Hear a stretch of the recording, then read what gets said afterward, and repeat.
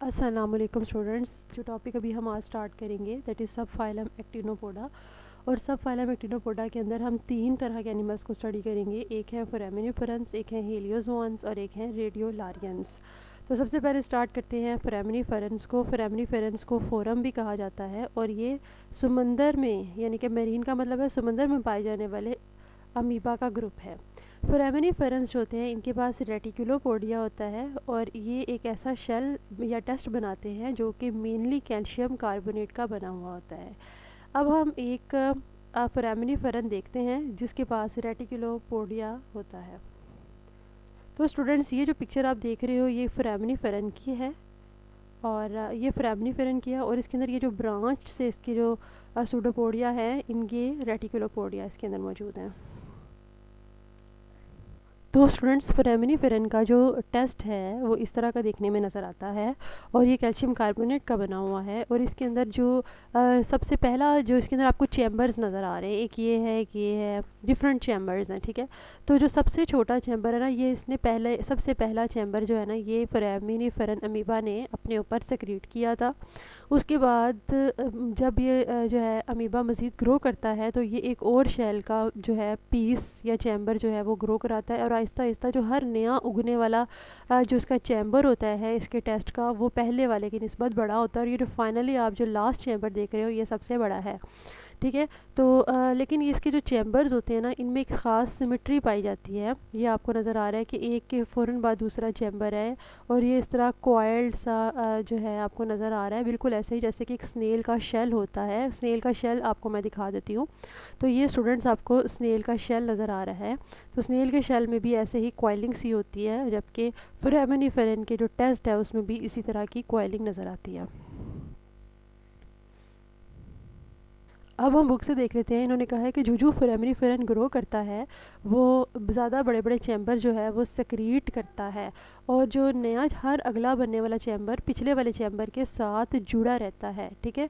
तो ये जो टेस्ट एनलार्जमेंट होती है ये एक ख़ास सिमेट्रिकल पैटर्न फॉलो करती है जिसकी वजह से आपको एक स्ट्रेट चेन ऑफ चैम्बर यानी कि एक चैम्बर के साथ अगला चैम्बर जुड़ा हुआ नज़र आता है और या फिर आपको ये चैम्बर जो है वो स्पायरली अरेंज होते हैं, जैसे कि आपने देखा कि एक बेंड एक खम सा खाया हुआ था इन सारे चैम्बर्स ने और ये इस तरह का ही है जैसे कि स्नेल का शेल दिखने में नज़र आता है। समटाइम्स ये शेल इतने बड़े हो जाते हैं कि इसको हम मरमेड्स पेनीज़ कहते हैं, यानी कि जो जल परी का जो कॉइन है उसको अगर हम फेरी टेल्स देखें तो उसमें जो मरमेड होती है उसका जो एक सिक्का होता है वो भी ऐसा क्वाइल्ड सा होता है बड़ा सा। तो हाँ, जो है उसको बिल्कुल उसी की तरह में ये नज़र आता है और ये जो सबसे बड़ा जो फोरामिनिफेरन का जो शेल है वो ऑस्ट्रेलिया में पाया जाता है और उसको हमने चूँकि ये मरमेड के पेनी से मिलता है उसको हमने नाम दिया हुआ है मरमेड पेनिस का। और वो काफ़ी उसका अगर हम डायामीटर देखें तो वो सेवरल सेंटीमीटर्स इन डायामीटर है। फोरम्स के जो टेस्ट हैं अगर हम ओशन में देखें तो हमें बहुत ज़्यादा मिलते हैं और हमें ऐसा लगता है कि जब कैम्ब्रियन पीरियड का टाइम था उस टाइम से लेकर अब तक हमें फोरम के जो टेस्ट हैं वो पानी में या फॉसिल्स में बहुत ज़्यादा मिलते हैं, ठीक है। ज़्यादातर हमें वो अबंडेंटली मेरीन सेडिमेंट्स में मिलते हैं, यानी कि जो समंदर का बॉटम है ना वहाँ पर जो चीज़ें बैठी हुई होती हैं यानी कि जो सेडिमेंट्स होते हैं, जो सेडिमेंट्स कहते हैं बैठी हुई चीज़ों को, वहाँ पर हमें बहुत सारे फोरम्स के टेस्ट मिलते हैं, ठीक है। अब जो बहुत पुराने ओशंस हैं यानी कि जिन जो बहुत पुराने प्रीमीवियल ओशंस हैं उनके फ्लोर पे यानी कि उनके बिल्कुल बॉटम के ऊपर हमें जो है लाइमस्टोन और चॉक डिपॉजिट्स की नज़र आते हैं और ये क्यों है? Because of accumulation of forams test, ठीक है। ये पुराने ओशंस के बॉटम के ऊपर जो फोरम के टेस्ट थे वो इकट्ठे होते गए, एक्यूमुलेट होते गए, जिसकी वजह से वहाँ पर लाइमस्टोन बन गया और चॉक डिपॉजिट्स बन गए, ठीक है। इसको हम पिक्चर से भी बहुत अच्छे तरीके से देख सकते हैं। Let's see it. अब अगर आप इसको देखें इस पिक्चर को, इस पिक्चर ये ज़्यादा बड़ी नहीं हो रही, इतनी ही नज़र आएगी आपको। ये समंदर का बॉटम है और इसके बॉटम पे आपको यहाँ पर ये जो वाइट वाइट नज़र आ रहा है ये सारे लाइमस्टोन का डिपॉजिट है, जो कि ये सारी जो चट्टान बनी हुई है एक्चुअली पूरी रॉक जो बनी हुई है ये लाइमस्टोन डिपॉजिट की वजह से ही बनी हुई है। अब ये पिक्चर जो आपको नज़र आ रही है this is the white Cliff of Dover, ठीक है। इसका नाम है white Cliff of Dover England में पाई जाती है। ये एक बहुत बड़ी जो है पहाड़ है, जिसकी ये आपको कॉर्नर सा नज़र आ रहा है। ये पूरा वाइट क्यों हुआ हुआ है? बिकॉज ऑफ चॉक डिपॉज़िट या लाइमस्टोन डिपॉज़िट। अब ये लाइमस्टोन किस में होता है ये आपको पता है कि फोरम का जो टेस्ट है वो कैल्शियम कार्बोनेट का या लाइम का बना हुआ होता है। तो उसके डिपॉज़िट होने की वजह से इसके पूरे कॉर्नर के ऊपर ये आपको सारा ये वाइट हुआ हुआ नज़र आ रहा है, और ये लाइमस्टोन है। इसके अलावा ऑयल जियोलॉजिस्ट, जिनका काम होता है कि वो ज़मीन से ऑयल को निकालें, जब वो अपने एक्सप्लोरेटरी कोर्स कर रहे होते हैं। एक्सप्लोरेटरी कोर्स का मतलब है कि जब वो कोशिश कर रहे होते हैं कि ऑयल को ज़मीन से तलाश किया जाए, तो तब उन्हें जब ज़मीन की जो स्ट्रेटा होते हैं, जो लेयर्स होती हैं ज़मीन की, यानी कि जियोलॉजिकल स्ट्रेटा जो होता है, अगर किसी एक लेयर में उनको फॉसिलाइज्ड फोरम्स मिलें, तो वो ये अंदाज़ा लगा लेते हैं कि अब इस लेयर में हमें फॉसिलाइज्ड फोरम मिले हैं, तो यहाँ पर ही कहीं ना कहीं पे ऑयल भी मौजूद होगा। क्योंकि जहाँ पर फॉसिलाइज्ड फोरम्स होते हैं ना, वहाँ पर जो नीचे वाली जगह होती है, मतलब मज़ीद उसकी अगर ज़मीन की खुदाई की जाए तो वहाँ पर ऑयल जो होता है वो मिलने के इम्कानात काफ़ी ज़्यादा होते हैं।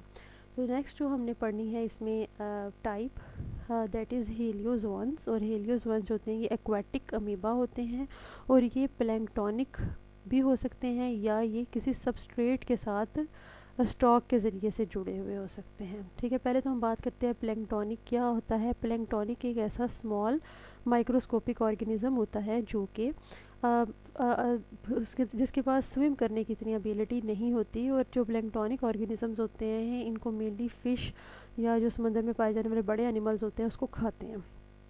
ठीक है, तो हेलियोजोन्स होते हैं वो छोटे छोटे अमीबा होते हैं, और ये प्लैंक्टोनिक होते हैं। ठीक है, या फिर ये सबस्ट्रेट के साथ किसी स्टॉक या डंडी के ज़रिए से जुड़े हुए होते हैं। सबस्ट्रेट क्या होता है? सबस्ट्रेट कोई भी सरफेस हो सकती है। ठीक है, पानी में कोई भी सरफेस हो सकती है, पानी के अंदर कोई रॉक हो सकती है, कोई पानी का बॉटम हो सकता है, उसके साथ ये जुड़े हुए होंगे, और इन्होंने अपनी इनकी एक स्टॉक होगी, कोई डंडी होगी, उसके ज़रिए से वो उस सबस्ट्रेट के ज़रिए से जुड़े होंगे। ठीक है, अब उन्होंने कहा है कि प्लैंक्टन क्या होता है। प्लैंक्टन जो होता है ये पानी में पाए जाने वाला वो ऑर्गेनिज्म होता है जो कि पानी में फ्रीली मूव कर सकता है। ठीक है, उसको हम प्लैंक्टन कहते हैं। ठीक है, अब हेलियोजोन्स जो होते हैं they are either naked or enclosed within the test. अच्छा, अब जैसा कि हमने फोरामिनिफेरंस देखे थे, फोरामिनिफेरंस के पास तो टेस्ट होता ही होता है। ठीक है, they always secrete a taste. But heliozoans जो होते हैं ये या तो नेकेड हो सकते हैं, या फिर इनके ऊपर एक टेस्ट हो सकता है, और इनका जो टेस्ट होता है उसके अंदर ओपनिंग्स होती हैं एक्जोपोडिया के लिए, यानी कि इसके टेस्ट के अंदर पोर्स होते हैं, और उससे जो सूडोपोडिया निकलता है वो एक्जोपोडिया होता है। अब हम इसकी फ़िगर देख लेते हैं। 8.14 ए फिगर है इसका।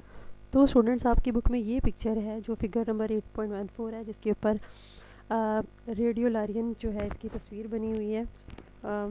तो यहाँ पर हमारे पास इसको सॉरी ये हेलियोजोन की पिक्चर बनी हुई है हमारे पास। तो यहाँ पर इस जो हेलियोजोन की पिक्चर है इसका जो साइंटिफिक नेम है दैट इज़ एक्टिनोसफेरियम सोल। और इसकी अगर आप बॉडी देखें तो ये बिल्कुल सफेरिकल है, गोल है, और इसके ऊपर आपको इसमें से कुछ बाहर निकलते हुए नज़र आ रहे हैं स्ट्रक्चर्स जो कि एक्सोपोडियम है। और एक्सोपोडियम हमने पढ़ा था कि इसके अंदर सेंट्रल एक्सिस होता है, और इसमें सेंट्रल एक्सिस है माइक्रोट्यूब्यूल्स का। और जब जो एक्सोपोडियम होता है ये इसकी मूवमेंट में हेल्प करता है, और इसके अलावा इसको जो है खाना खाने में हेल्प करता है। जब ये फूड ट्रैप हो जाता है इस एक्सोपोडियम पे, तो फूड जो होता है वो इसके साथ फेगोसाइटोसिस के ज़रिए से इसके साइटोप्लाज्म के अंदर दाखिल हो जाता है, और फिर साइटोप्लाज्म में वेव चलती हैं, और वो वेव्स जो होती हैं वो उस फूड को लेके चली जाती हैं इस अमीबा की तरफ। ठीक है, तो ये तो था हमारे पास इसकी डायग्राम। नेक्स्ट है रेडियोलारियंस। रेडियोलारियंस जो होते हैं ये प्लैंक्टोनिक हैं, जैसे कि हमने हेलियोजोन्स देखे थे। ये भी मेरीन होते हैं, समुद्र में पाए जाते हैं, पर ये फ्रेश वाटर में भी पाए जाते हैं। ठीक है, अब ये जो होते हैं हमारे पास इनका साइज़ काफ़ी बड़ा होता है। कुछ जो होते हैं वो कॉलोनी की फॉर्म में रहते हैं, और जब वो कॉलोनी की फॉर्म में रहते हैं तो उनका डायमीटर बहुत बढ़ जाता है, उनका सेंटीमीटर्स में डायमीटर हो जाता है। इनके पास जो टेस्ट होता है वो सिलिका का बना हुआ होता है, सिलिशियस यानी कि सिलिका का बना होता है, और उसके शेल के ऊपर इसका शेल जो होता है ना वो बड़ा ही खूबसूरत सा शेल होता है। ठीक है, इसके शेल के ऊपर लंबे लंबे स्पाइंस होते हैं और नीडल्स होती हैं ठीक है, या फिर इसका जो शेल होता है वो हाईली स्कल्पचर्ड होता है, यानी कि इसका शेल जो होता है ना वो बड़ा ही नफीस सा होता है, उसकी बड़ी स्मूथ कर्व्स होती हैं, ठीक है ना, जैसे कि एक मुजस्मे की होती हैं, ठीक है।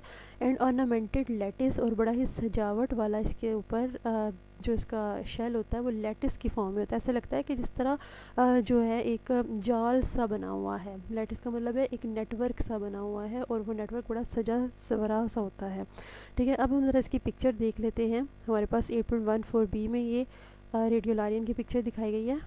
तो स्टूडेंट्स, आपको ये जो नज़र आ रहा है रेडियोलारियन, इसका नाम है स्फीरोस्टाइलस, ठीक है। ये अगर आप देखो तो ये सफेरिकल है, यानी कि ये गोल सा है, और लेकिन अगर आप देखो तो इसमें ये नेटवर्क सा बना हुआ है, यानी कि ये लेटिस है, और ये लेटिस जो है ये बड़ा ही प्यारा ऑर्नामेंटेड लेटिस इसके अंदर मौजूद है, ठीक है ना। ये सुराख से जाल सा बना हुआ है इसके अंदर।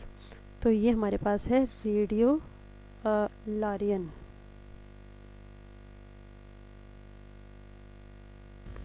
यहाँ पर मैं कुछ पिक्चर्स ऐड करूँगी। ये हमारे पास रेडियोलारियन की पिक्चर आपको नज़र आ रही है। ये हमारे पास दूसरी स्पीशीज़ है रेडियोलारियंस की। तो आप देखें कितने ऑर्नामेंटेड हैं और ये कितने सजावटी नज़र आ रहे हैं, इनसे जो स्पाइंस हैं और नीडल्स वगैरह निकल रही हैं।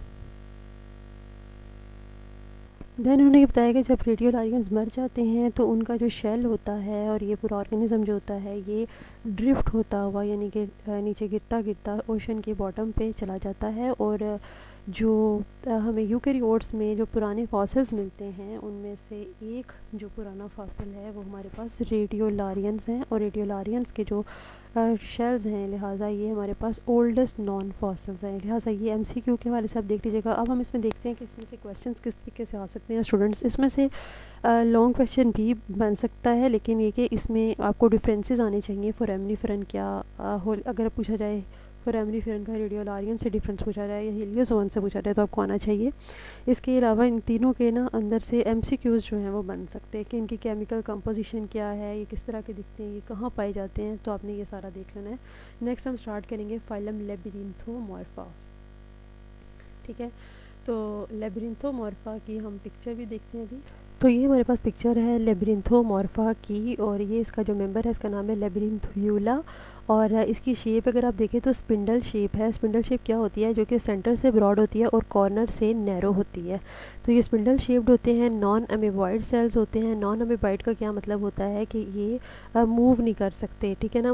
और वेजिटेटिव सेल्स होते हैं ये, यानी कि ये सेल्स जो होते हैं वो सेक्सुअली रिप्रोड्यूस नहीं करते, सिर्फ ये सेक्सुअली रिप्रोड्यूस करेंगे, ठीक है। अब इनकी अगर हम मूवमेंट देखें, इसे कुछ जनरा में हम देखते हैं, ऐसे कुछ जीनसेस जो होते हैं उनके अंदर हम देखते हैं कि इनके अंदर मूवमेंट है, लेकिन वो ग्लाइडिंग मोशन है, ठीक है। ये ना अपने इर्द गिर्द ये जिस जगह पे रहते हैं वहाँ पर म्यूकस मौजूद होती है, तो ये म्यूकस के नेटवर्क के ऊपर ग्लाइडिंग मोशन शो करते हैं। अब ग्लाइडिंग मोशन क्या होती है कि जिस तरह हम कहते हैं ना स्लाइड करना, ये स्लाइडिंग कर रहे होते हैं, इसको कहते हैं ग्लाइडिंग मोशन, ठीक है।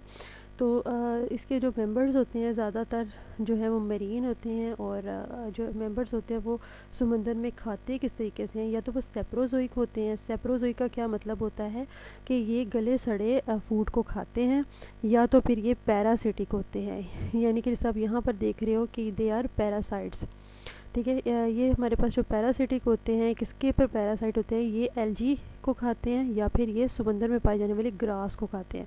अब ये जो लिब्रिंथ्यूला है इसके बारे में कहा जाता है कि ये इसने कई साल पहले जो अटलांटिक कोस्टल वाटर था वहाँ पर ईल ग्रास पाई जाती थी। ईल ग्रास जो है ये एक फ्लावरिंग प्लांट है समंदर का, और ये देखने में ग्रास की तरह का दिखने में नज़र आता है। तो लेबिरिंथ्यूला ने क्या किया, इस लेबिरिंथ्यूला ने कि इसने जितनी भी अटलांटिक कोस्ट पे ईल ग्रास थी उसको खा लिया, जिसकी वजह से कुछ एनिमल्स ख़ासतौर पे कुछ डक्स जो कि उस ईल ग्रास पे फीड करती थी, उन्हें फिर ईल ग्रास खाने को ना मिली और वो फिर मर गई।